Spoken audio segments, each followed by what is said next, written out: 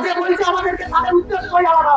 তারা চায় ওদের নিচে আমরা সারা জীবন থাকি, আমরা গরিব হয়ে মরি, এটাই ওরা চায়। ওরা চাইছে বড় লোকরাই বড় হবে, গরিবরা সারা গরিবই থাকবে, তাহলে খাটাবো কাদের? ওরা চাইছে আমাদের বাবা মারা যেমনি মরেছে আমাদের তো তেমনি মারবে। সিস্টেমে যদি ট্র্যাপে পড়ে গেছে শেষ। আমি ভাই ওই ট্র্যাপ থেকে বেঁচে গেছি, কমিটমেন্ট করছি এই ট্র্যাপ থেকে হাজার হাজার ইয়াং ছেলে মেয়েকে বের করবো। 5টা অধ্যায় আছে লাইফে, 5টা অধ্যায়। এটা এই প্রিন্সিপাল গুলো রাখো, ক্যারেক্টার ঠিক রাখতে হবে। তুমি লাইফে কাউকে ভালোবাসো, একজনই তাকে যাতে থাকে, 10 জন যাতে না আসে। পয়সা মারবো না, কেউ যদি হেল্প চাইছে যতখানি পারবে, কারণ নামে ক্রিটিসাইজ অপমান এসব করতে হবে না। এই প্রিন্সিপাল গুলো লাইফে রাখো। আমরা কাস্ট ইনভাইটিং করেছিলাম, আমার বন্ধুটা আমাকে উল্টো পাল্টা বলছে, বলুন ওটা আজকে ওর সময়, 5 বছর বাদে আমার সময় আসবে, 5 বছর বাদে অ্যান্সার দেবো। তোমার কি মনে হয় যখন প্রতিবাদ করেছিল সবাই মানে সাপোর্ট করেছিল? না, সাপোর্ট করেনি। তার উপর হামলা হয়েছিল, তাকে নিয়ে স্লোগান চলতো, তাকে নিয়ে প্রতিবাদ চলতো, তাকেই মারার প্ল্যান। যে দেশ বাঁচানোর জন্য, দেশ বাঁচানোর কথা ভেবেছে, মেয়েদেরকে বাঁচানোর কথা ভেবেছে, বাঁচানোর কথা ভেবেছে বলে তাকে মারার প্ল্যান করছে। এটাই দেশের অবস্থা, এখনো চলছে।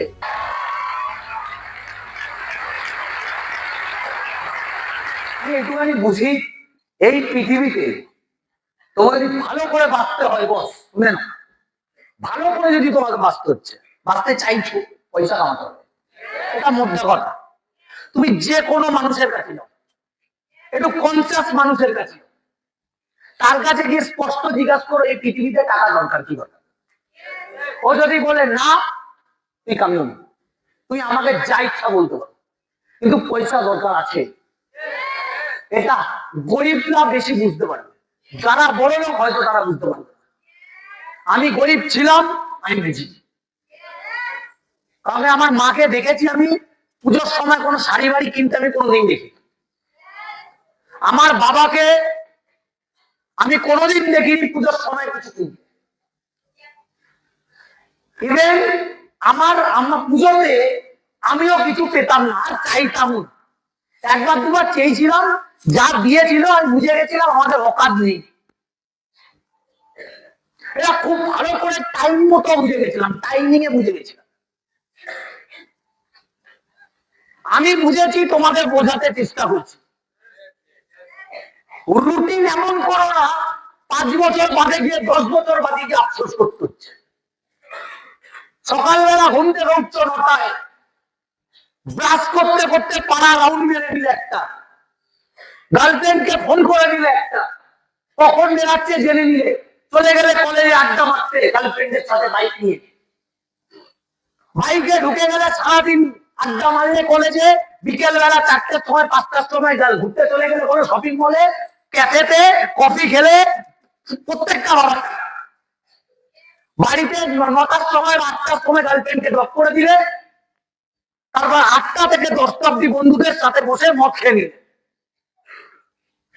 রাত্রে ঘুম, সকালে আবার সেম রিপিটেড একটা রুটিন। তুমি নিজেকে একবার জিজ্ঞাসা করে নাও যে এই রুটিন দিয়ে তুমি 10 বছর বাদে নিজেকে কোন জায়গায় দেখতে পাচ্ছ।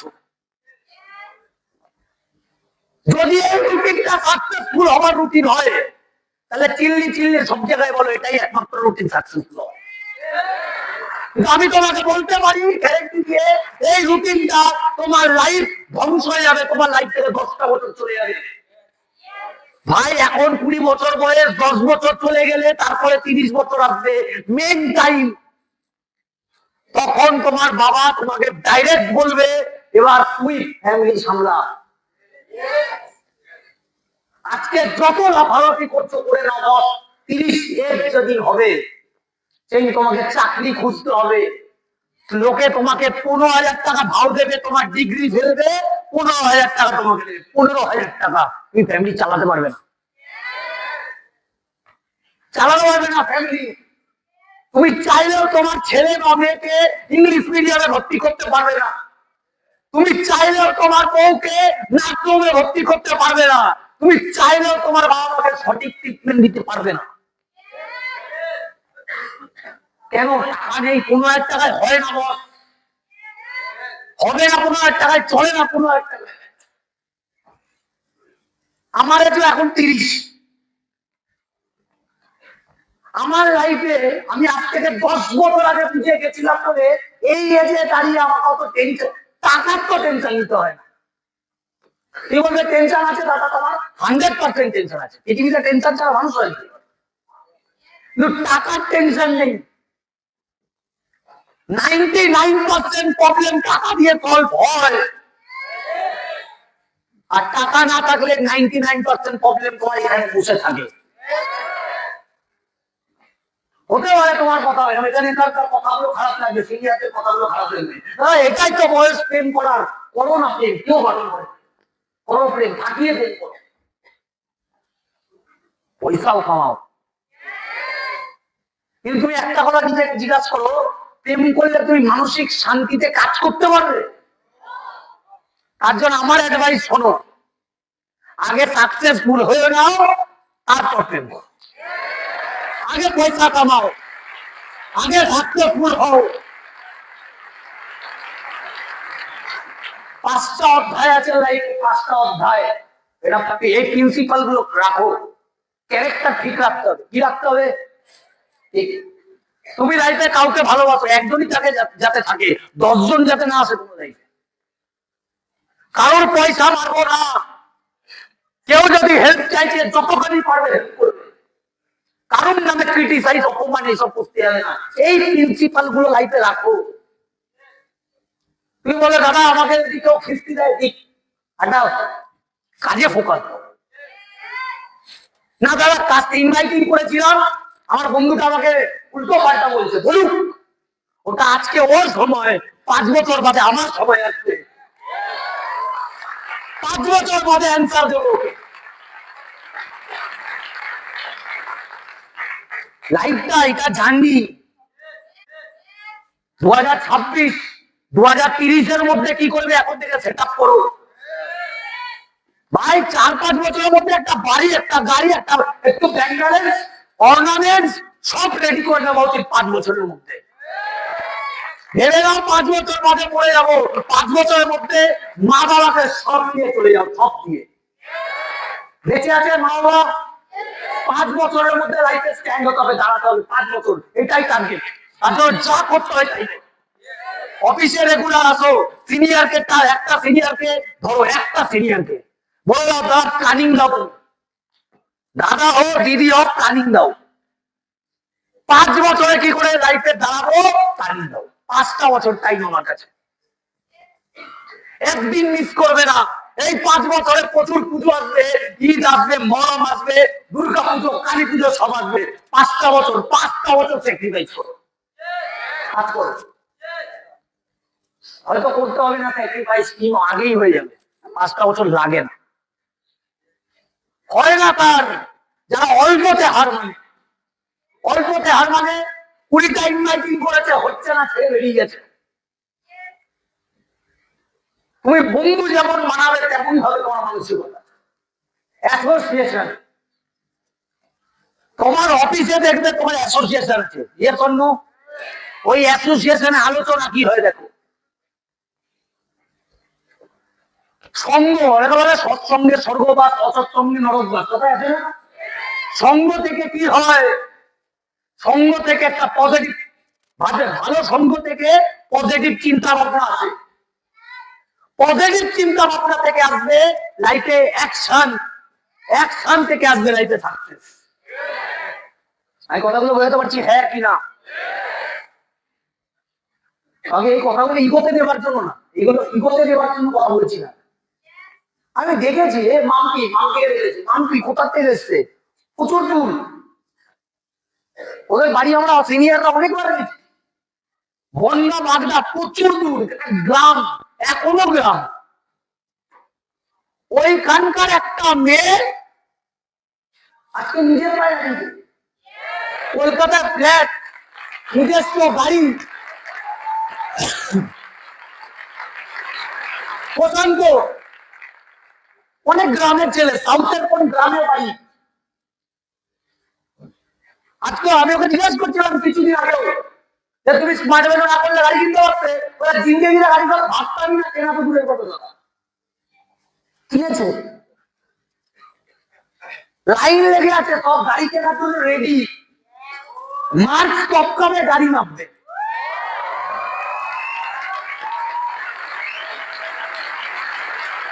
অনেক চিপ মেন্টালিটির মানুষ আছে, চিপ, ছোট, বসে বসে ভাবছে এরা গাড়ি কিনবে তো আমাদের কি, ও বোঝেই না গান্ডু। এদের হলে আমাদের হবে, একটুখানি বোঝার সেন্স থাকা উচিত। এদের হচ্ছে মানে হয়, এইটুখানি সেন্স থাকা উচিত। নটাঙ্কি যারা লাইফে করে, অনেকে প্রচুর নাটক নাই, প্রচুর প্রত্যেক দিন পেটে ব্যথা, প্রত্যেক দিন মাথায় ব্যথা, ছোটবেলা থেকে এখনো বড়ই হয়নি। ছোট নেই আর, নিজেকে বড় ভাবতে শেখো। হয়ে গেছে 18 বছর, তার মানে তুমি বড় হয়ে গেছো।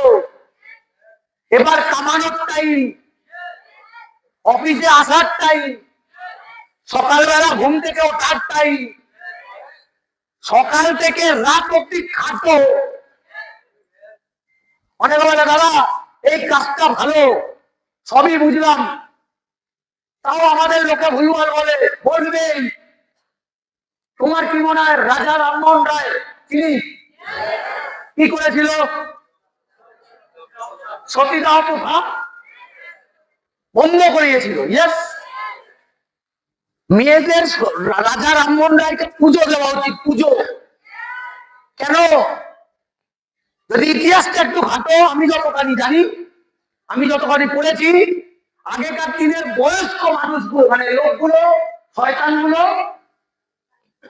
অনেক অল্প বয়সী মেয়েদের বিয়ে করত।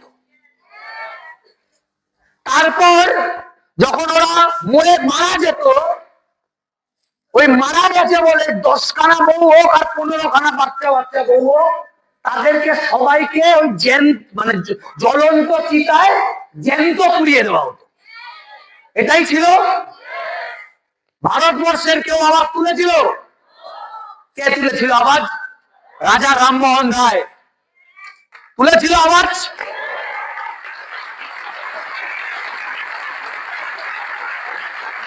তোমার কি মনে হয় যখন প্রতিবাদ করেছিল সবাই তাকে সাপোর্ট করেছিল? না, সাপোর্ট করেনি, তার উপর হামলা হয়েছিল, তাকে নিয়ে স্লোগান চলতো, তাকে নিয়ে প্রতিবাদ চলতো, তাকেই মারার প্ল্যান করত। যে দেশ বাঁচানোর জন্য, দেশ বাঁচানোর কথা ভেবেছে, মেয়েদেরকে বাঁচানোর কথা ভেবেছে, বাঁচানোর কথা ভেবেছে বলে তাকে মারার প্ল্যানিং করছিল।